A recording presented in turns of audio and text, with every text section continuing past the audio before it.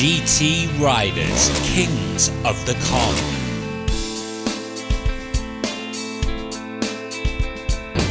Fully geared up, the GT or Golden Triangle Riders head east to the Mekong riverside district of Chiang Saen and one of the world's only biker resorts. We popped in to see a friend of mine, Ian, an English guy who's got a lovely little boutique resort by this wetlands lake there. I moved here with my wife after living in Bangkok for a couple of years, many years in Pattaya, and we found this lake and we thought what a great place to live. So we decided to set this up as a full-on hotel operation. But she runs it. I'm retired. The important thing about Ian, he's a classic bike collector and he's got a fantastic collection of old British bikes. Got 5 classics which are running. And what are the classics you got there? Triumphs and BSAs. These 3 bikes are separated by 12 years, all made by Triumph. The first 2 are a pre-unit engine, which means the gearbox is made as a separate piece and connected by a primary chain. And the third one is a unit engine, which came out in 1963, where the crankcase combines the gearbox as well. After a relaxing night at the Viang Yanok, the GT Riders plan the day ahead. The next bit is down to the Mekong River, then a quick dash up to the Golden Triangle, the meeting place for the 3 countries.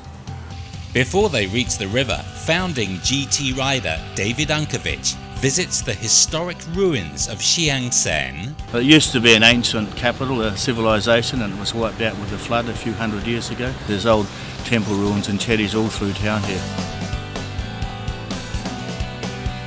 We rode around the old wall, the old moat, and the main one we went to was Wat Prasak, which is a beautiful, beautiful old temple and chetty there, and ruins amongst all the trees and that there. It's breathtaking this morning, it was really beautiful. After admiring the temples, David rejoins Brian and Odvar. The 3 GT riders descend on the port of Chiang Saen from a historic ruin to a new boom town. There's now an international border crossing there to go across to the casino, the gambling city that the Chinese are building on the Laos side. Some of the locals of the villagers that have been there for many generations, they're upset they're being forced out and told to leave. I mean, the rumour is it's dirty money, it's drug money from one of the Wa drug dealers. The Golden Triangle rose to fame as the epicenter of the Southeast Asian drug trade.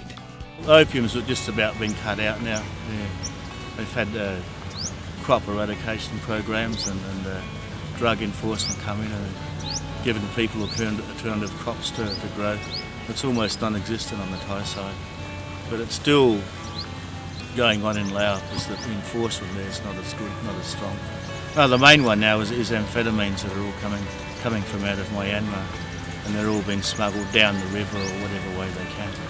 Its drug history apart, the Golden Triangle is breathtakingly beautiful, a natural high. When you're at the Golden Triangle, the temple on the hill there, you see the big wide Mekong River. On the right hand side, across the Mekong, the big river is Laos. And then you swing around to the left hand side and there's a little isthmus of land that comes in, and that's Myanmar.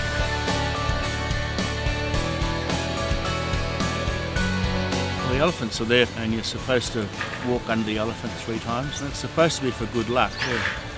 In fact, it might only just be for women to get pregnant. That's something I just thought about. The 3 GT riders, with another one now possibly on the way, head south towards Chiang Kong.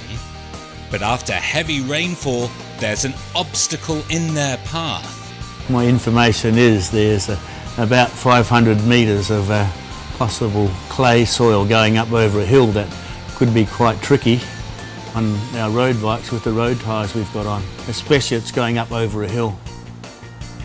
Going down would be the tricky bit.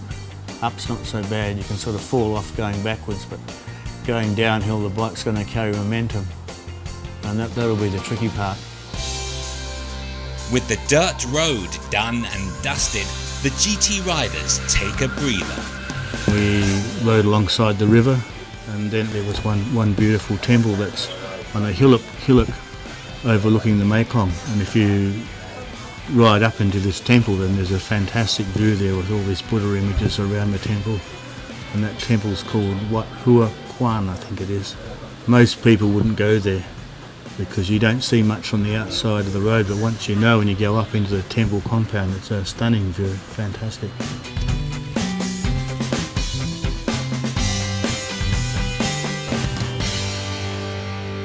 A little further down the road, the riders make another pit stop, this time for a nice cup of tea. That's an organic tea plantation that's been encouraged by the King of Thailand, and it seems to be very successful. And the guys have been at it for many years, and they're exporting tea all over the world now, they say. I got married to my husband, and he's a Thai citizen, so we moved back to Thailand. We grow tea. We're in Chiang Saen, Chiang Rai, and we grow tea here. And we grow a special kind of tea, which is called Quechua green tea. And it's really good. It's organically grown. It helps with circulation.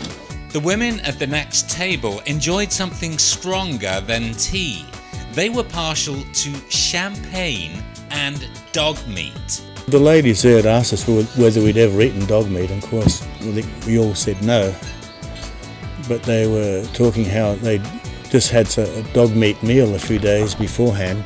Some friends had come out from France with some champagne, and they wanted to have a special dinner with dog meat that they cooked up with herbs and spices. And the dog has to be a black dog because it's got special medicinal powers. Duly fortified, the GT riders hit the road once more. Next stop, Chiang Kong, home of ancient tribal handicrafts and a brand new bridge on the Southeast Asian superhighway. Coming up on the next Ride Thailand, Kings of the Kong.